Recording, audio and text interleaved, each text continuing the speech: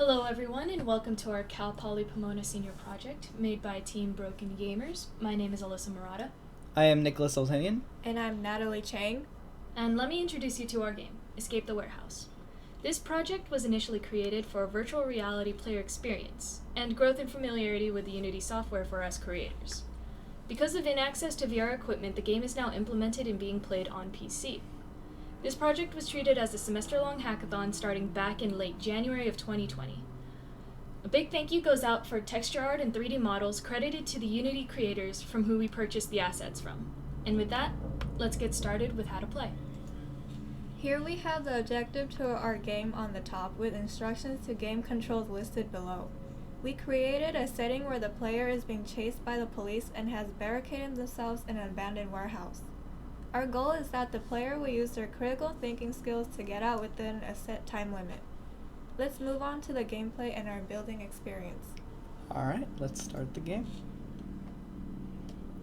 Alright, so essentially, like we said earlier, we needed to use assets because starting this project we realized it was going to be a big undertaking.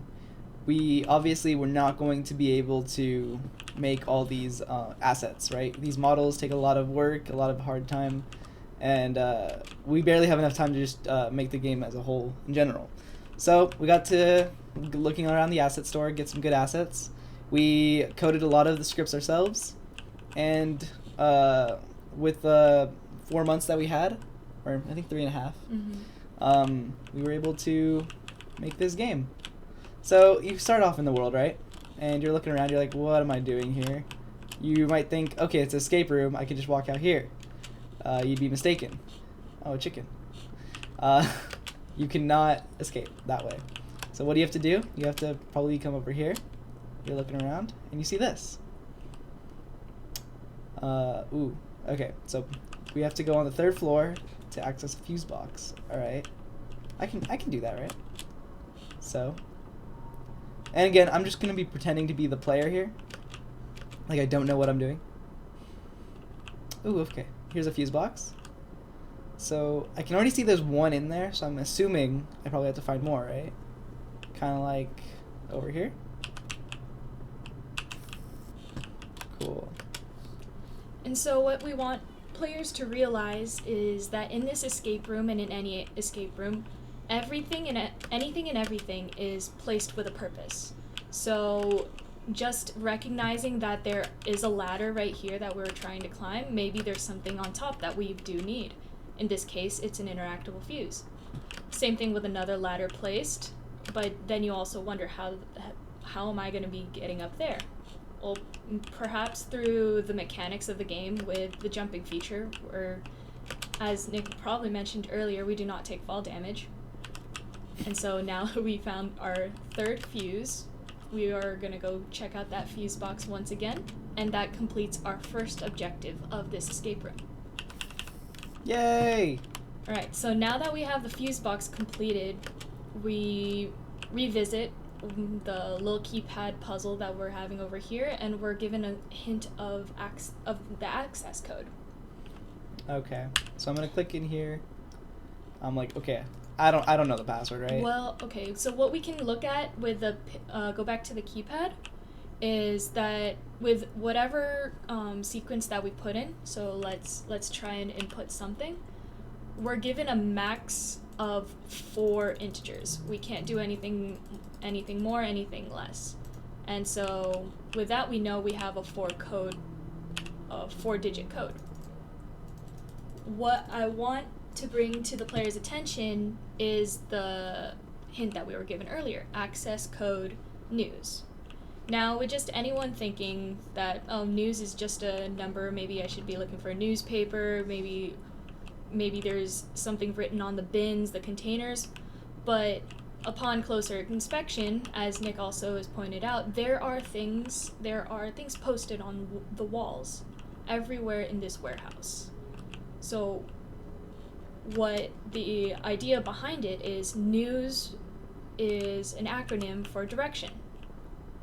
And the way to be hinted it is this window right here. So we have this wall is in particular will be north. Yeah. So that brings us to our first our first little puzzle. As you can see, there's an alphabet over here. This is called the Pigpen cipher. And so if we back up, we also see that there's something posted on this wall. This is a word in Pigpen cipher. Yeah. So if the player were to observe, it spells out the word 8. So then our first number here is going to be the 8. All right. Then that brings us to the next thing. So we have news. So obviously east is next. East is that away. So we're just going to do a quick run around here. All right. So here we have a sign that says how many containers outside. If we look out the window and count, you will see that there are about 4 containers, not including the oil tanks. But going back to the sign again, we see that the word containers is in a different color than the rest of the words, and it is in green. This is a hint to the player that they should only count the number of green containers outside, which I see there are 2. Got it. Yep. Well, that makes sense to me. Let's go test out our hypothesis here. So for now, we'll just add the number 2 in here. All right. Now you may have noticed that there was a thing on the screen that popped up while we were up there. That is the time remaining counter that we have implemented. You only get 15 minutes in this game to complete it. If you don't, you get a game over screen. And so every 10 minutes, 5 minutes, and 1 minute remaining, you will see a message that pops up telling you exactly how much time is left. All right, and with that, we go on to West. So here we have a little bit of a substitution puzzle thing. Pretty easy if you've obviously taken your math classes and paid attention, I hope. But yeah, basically A is going to be like 57, and then B is going to be 19, or the other way around, whichever way it is. Correct. Yeah, and then A divided by 30, or 57 divided by 19 or whatever, it's going to be 3, or the other way around, whatever. I paid attention to math, I promise. All right, and that leads us to south, right? So we got to go this way. Now south's a bit hidden. I made it that difficult.